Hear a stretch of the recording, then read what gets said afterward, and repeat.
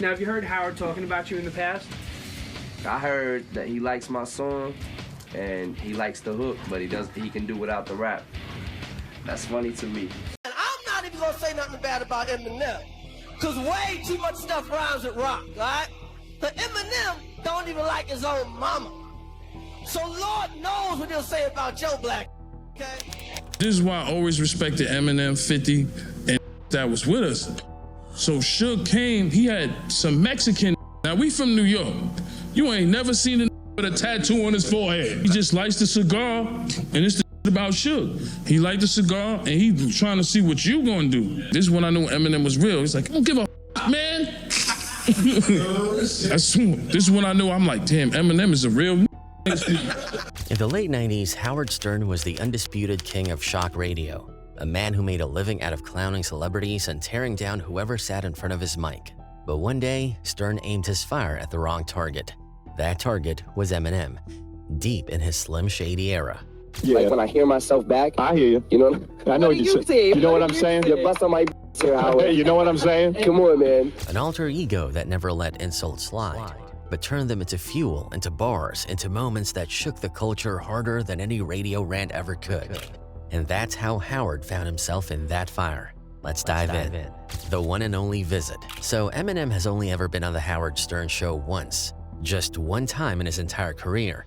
That was way back in 1999, and for years, people kind of wondered why he never went back. After all, Howard's show was the place to be back then, especially if you were a big celebrity or somebody with a new project to push. But fans eventually got their answer when old clips of that interview started resurfacing online. Once people watched it, it all made sense. Why M never returned, and why that one appearance left such a weird mark. The interview ended up being so infamous that it even made fans revisit one of M's most loved tracks, The Way I Am. A lot of people believe there are shots at Howard tucked in there, like he used that song to throw a subtle diss back at him. So let's rewind. It was 1999. Eminem had just dropped the Slim Shady LP. Promotions were in full swing, and naturally, he hit all the big platforms. And back then, Howard Stern's show was a massive deal, a cultural hub. If you wanted exposure, you sat in that chair. So it made sense that Eminem stopped by. From the pre-interview footage, you can tell M was actually looking forward to it. He seemed genuinely excited. He even said that he liked Howard, mainly because Howard kept it real. Now, I know you're down here to see Howard. Are you a big fan of his? Do you know anything about him? Yeah, man, I like Howard. I like Howard because he tells it like it is. The interviewer asked him if he was nervous about the sit-down, and he said no. When asked if he'd heard anything Howard said about him before, M mentioned that people told him Howard liked the hook of a song but wasn't really into the rapping part. M's response was cool about it. He said it didn't bother him at all. In fact, he preferred hearing Howard be blunt about it rather than lying. All in all, he walked in with a positive attitude. I heard that he likes my song and he likes the hook, but he can do without the rap. That's funny to me. It doesn't bother you or anything, though? Nah. Howard is Howard, you know? I would rather have him tell me I can do without the rap than, you know what I'm saying, than lie to me like, oh, I love your song, you know? The downhill turn. But once the actual interview started, it went downhill fast. Even though everybody knew Howard for clowning guests and pushing buttons like that was his old shtick, the way he came at Eminem was worse than anyone expected. From the second M sat down, Howard was already picking on him. He started mocking the way M talked, saying he sounded like a black guy. He leaned into it with that usual condescending tone, and he just wouldn't let up. Then Howard took it even further. He started yapping about Eminem's dad leaving him when he was a baby, cracking jokes and saying it was the kind of thing a black guy would do. And you got left because your dad dumped you when you were a baby, right? Yeah. And never, like, supported the family or anything. Yeah, man. Just like a black guy. Now, when did you start talking like a black guy? Like when you grew up there? Honestly, a lot of people tell me, like, you speak with an accent, whatever, but Exactly. I don't see it. I do not see it unless Word. When I... Well, you know how to not do it. Come on, man. Come on. It was one of those moments where you could feel the tension rising. Every time Eminem tried to answer seriously or just speak for himself, Howard would cut him off, jump in with another jab, or twist his words for laughs. Yeah. Like when I hear myself back, I hear you. you know? I know what you say. You know what I'm saying? You're busting my balls here, Howard. You know what I'm saying? Come on, man. You sound like a black guy. I think I don't think so. I don't think so. I think I sound like me, you know? You sound like you as a black guy. But Howard didn't stop there. He eventually shifted the whole conversation toward M's relationship with his mom. Instead of keeping it light, Howard poked at it, cracked up when M tried to answer, and even tossed out one of the wildest questions of the entire sit-down. He straight up asked if Eminem's mother had ever touched him inappropriately. Now, M played it cool, laughed it off, brushed past it, but to anyone watching, that was one of those jaw-dropping moments. Joke or not, fans still point out how completely insensitive that question was. She ever try to have sex with you or anything? Yeah, man. She did really? Nah. No. Okay. That would be even better. Mommy, stop touching me. She never touched you. Don't touch me there, it hurts. And Howard still wasn't done. He piled on more. At one point, he even told Eminem he'd probably end up doing drugs, like it was some kind of prophecy. Then, just when you thought maybe the interview would level out, Howard would circle back into M's music for a second, only to veer right back into picking on him again. He kept hammering on how messed up Eminem's life was, saying it over and over, while cutting him off anytime M tried to actually explain himself. He could see it in M's body language. He wasn't comfortable. He wasn't vibing with the energy. But to his credit, he kept his cool, never snapped, and never broke character. So he really grew up in the black community. Oh, shut up. He really did. He grew up in a poor community, that's one thing for sure. I don't understand I'm the why father, it's so I'm hard the father to of my children. I support my children. I support my kids. Just all it is low income housing, Right. that you can afford. Exactly. You know what No, I'm saying? I know what you're saying. You know. I hear What what is you're he? Howard even started clowning his grammar, nitpicking something M said. And then came the calls. If you've ever watched Howard's show, you know callers can be brutal, but this time a lot of them were flat out disrespectful. They threw shade, called him names, tried to rile him up. Instead of defending the guest, Howard egged it on, laughing with the insults. Even when a few callers actually showed love to M, Howard found ways to undercut it, tossing in little condescending comments like he just couldn't let Eminem win the moment. Right. So when we stayed there, I had went to that school for like 6 months. Because you even got the messed up grammar and everything. I had went to, you know what I'm saying? Everything's a mess. Yeah, everything's a mess. You know what I mean? How are you supposed to How say do you it? go to a white school and sound like that? You didn't went to anywhere. I had went to. What do you say? I went to I school. had gone. You went. But I mean, how do you miss that part of your? I mean, how do you miss that? Thanks, man. That boy that was dogging you, he don't know nothing, man. Yeah. I'm not cussing. I'm not cussing. He don't know nothing. He wanted to get some airplay. That's No, all. he just wanted to talk smack, man. Dude, where are you calling from? Jail? I'm, That's cool, man. By the time it was over, it was obvious what had happened. Eminem had come there to promote the Slim Shady LP, but his album barely got talked about. Almost none of the focus was on the music. It was all about his life, his struggles, his trauma, his accent, everything but the art he came there to showcase. And yeah, at the very end, when he was asked directly, Eminem said he enjoyed himself. But if you look closer, a lot of fans don't buy it. Why? Because right after the interview, when the show asked him to record some promo lines for the station, Eminem didn't exactly stick to the script. Instead, he started rapping, slipping in lines that felt like his real feelings about how the whole thing went down.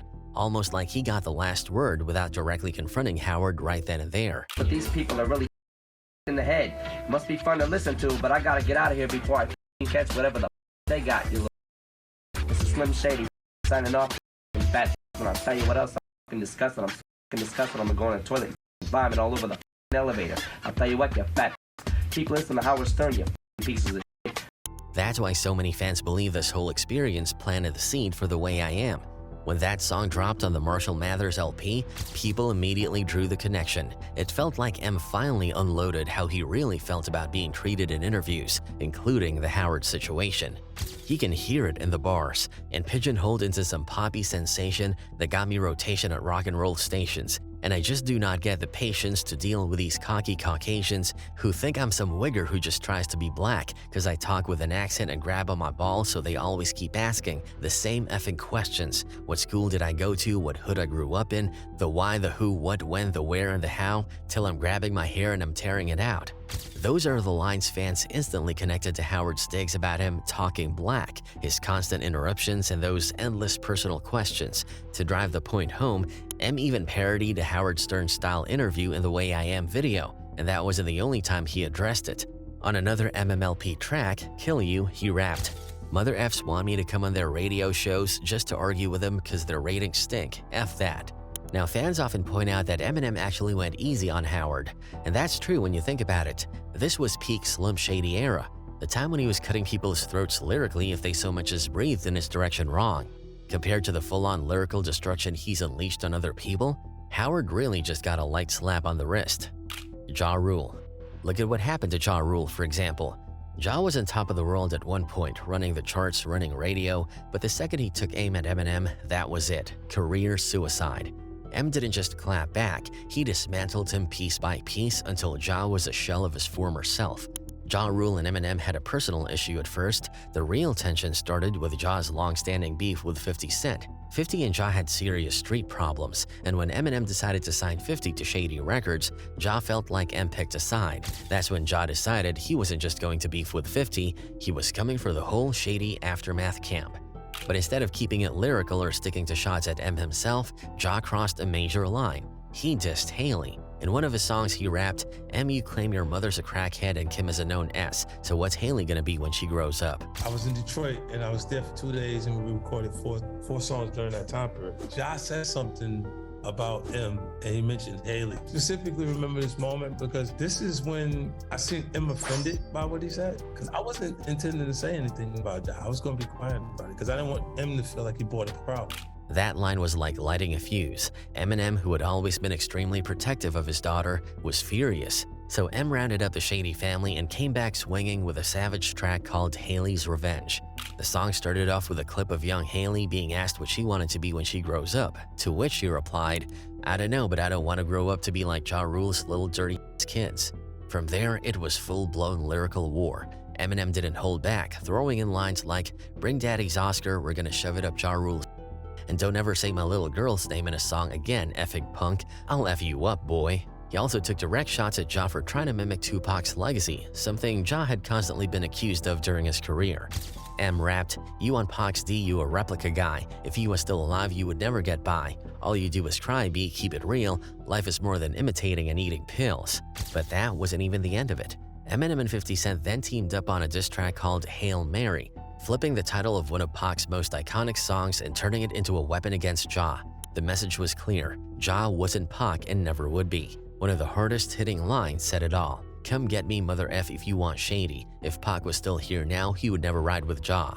The Shady camp made sure Ja Rule got buried under an avalanche of bars, and the impact was clear. Ja's once glowing career started to dim, especially as 50 Cent exploded in popularity and basically took over the early 2000s.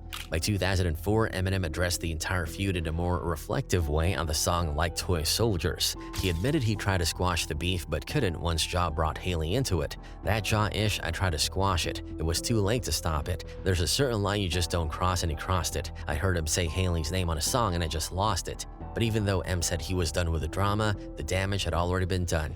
And not to M. Ja Rule's momentum was never quite the same again. He went from dominating the charts to struggling to stay relevant in a rap game now ruled by 50 and the G-Unit Shady Aftermath machine. Still, Eminem couldn't help but get one last shot in years later. On his 2018 Kamikaze album, he fired off a stray bullet in Ja's direction just to remind people, "I hear you talking ish, I'm just too big to respond to it. God forbid I forget, go and jump out the window. Somebody better child-proof it, cause if I lose it, we can rewind to some old Ja Rule-ish, and I can remind mother F's how I do-ish." Benzino. And then you have Benzino, who ended up becoming a crying mess in front of the whole world because of Eminem. The whole beef started back in the early 2000s, not in the streets or even on a diss track, but over a review. Benzino was the co-owner of The Source magazine, which at the time was considered the Bible of hip-hop. When Eminem dropped The Eminem Show in 2002, the album received 4 out of 5 mics from The Source. Now for most rappers, that's solid praise, but M felt differently. He believed the rating wasn't just unfair, it was racially motivated. Eminem didn't keep those feelings to himself either. He made it clear in interviews that he had zero respect for Benzino or the publication and refused to acknowledge them while doing press for 8 Mile. In fact, there was one moment that really kicked things into high gear. M was in Puerto Rico for a show and Benzino showed up backstage hoping to interview him. M wasn't having it. He iced him out completely. Angie, I swear on my daughter's life, I never met this dude. I never met this man, this girl. She is obsessed with me. Benzino wasn't just going to let that slide. He went on a press run venting about the snub and then followed up with a diss freestyle. But things escalated quick when Benzino dropped several diss tracks like Pull Your Skirt Up, I Don't Wanna, clearly trying to bait M into a full-on battle. He rapped, "You ain't repping the streets, you from the outskirts of Detroit where the B meet. I'm going to pull your skirt up, expose your true wax, antagonize your label till I get my respect." And Eminem took the bait, but in the worst possible way for Benzino. Eminem clapped back with the sauce, invasion, and the now iconic nail in the coffin. M tore into every part of Benzino's image, his weak bars, his age, his fake tough guy act, and especially the fact that he was hiding behind a desk at the source, pretending to still be a rapper. He rapped, "I don't want to be like this, I don't really want to hurt no feelings, but I'm only being real when I say nobody wants to hear their grandfather rap, and old men have heart attacks and I don't want to be responsible for that, so put the mic down and walk away. You can still have a little bit of dignity." Another one of the most quoted bars went, "I never would claim to be no Ray Benzino, an 83-year-old fake Pacino, so how can he hold me over some balcony without throwing his lower back out as soon as he goes to lift me?" At that point, the entire hip-hop world was watching, and it wasn't looking good for Benzino. But Benzino wasn't ready to take the L quietly. He tried to fight back with tracks like Die Another Day and even dropped a cringeworthy parody of Lose Yourself called Better Lose Yourself. But the real damage came when he took things way too far.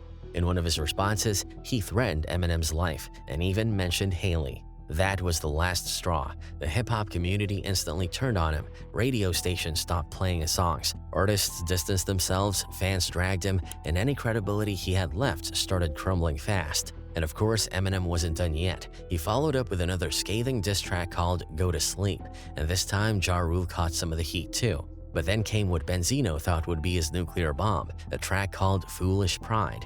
This was an unreleased song Eminem recorded as a teenager where he used racially insensitive language. Benzino pounced on it. He uploaded the audio to the source's website, printed the full lyrics in the magazine, and tried to spin the entire narrative to make M look like a closet racist. At the time, it looked like Benzino might have finally landed a serious blow. But then, Eminem owned up to it. M addressed the song publicly, explained it as a shameful mistake from his teenage years, and apologized, and the fans listened. By then, the damage was done, but not to Eminem. It was Benzino who looked worse. The hip-hop world had already made up its mind. Eminem had completely outclassed and outlasted Benzino on every level. And then, in 2024, M fired off another bombshell. On his verse in Lyrical Lemonade's Doomsday 2, Eminem once again lit Benzino up, only this time, he added Benzino's daughter, Coil Ray, into the mix. The bars were brutal. What is the opposite of Benzino? A giraffe. Go at his neck, how the F is that? How can I go at something he doesn't have? Arms so short he can't even touch his hands when they're above his head doing jumping jacks. And, well, I guess then I regret to inform you, hate to spoil the day, but this doesn't bring me no joy to say. Guess that Coil Ray feed is in the toilet. At this point, Benzino finally broke. He went on Drink Champs and broke down crying, telling the world that this beef had been eating him alive for over 22 years. He admitted that the drama didn't just mess with his public image, it messed with his family, especially his relationship with Coil Ray. I don't got nothing against Eminem. I got nothing against Eminem. Eminem can rap, but I care about us more. I don't want to go through, I don't want to talk about it no more. I don't want. For 22 years, every time I do an interview, they ask me about Eminem. My daughter came into the industry figuring that, hey, I gotta be cool with Eminem because everybody's against my dad. You think this cool? Nah, man. According to Benzino, she probably felt forced to distance herself from him because siding with Eminem was the safer, more popular move. It hurt him deeply, knowing the whole world was basically rooting against him and that his own daughter may have felt the weight of that pressure. Those are just a few examples of people M has absolutely obliterated with his pen. So when you compare that to Howard, a lot of fans say he actually got off easy. But here's the thing. Over the years, it seems like Howard mellowed out a bit. In 2019, when he dropped his autobiography, he actually admitted he screwed up with a lot of guests back in the day. He reflected on how reckless he used to be and the regrets that came with it. In his own words, it does get you thinking about your legacy, what you'll leave behind, what you're proud of. I think of the interviews I did with my guests during the first couple decades of my career, and I cringe. I asked Gilda Radner if Gene Wilder had a big P. Great question. I drove her right out the door. George Michael's band Wham! Everyone I worked with said, whatever you do, don't ask them if they're gay. Do not ask them if they're gay. Within 20 seconds, I asked them if they were gay. Eminem came on the show once, then never again. Same with Will Ferrell. So yeah, Howard owned up to it. He knew he pushed too hard, crossed lines, and cost himself good relationships with some huge names. And while fans still hold out hope that maybe Eminem could one day go back on Howard's show for a proper sit-down before Howard hangs it up, the reality is that it probably won't happen. Eminem barely does interviews these days, and he's not really the type to circle back just for nostalgia. Most fans think that ship has sailed. At the end of the day, though, M doesn't need it. From that time in 1999 until now, he's gone on to become a living icon, a rap legend who proved just about everybody, including Howard, dead wrong.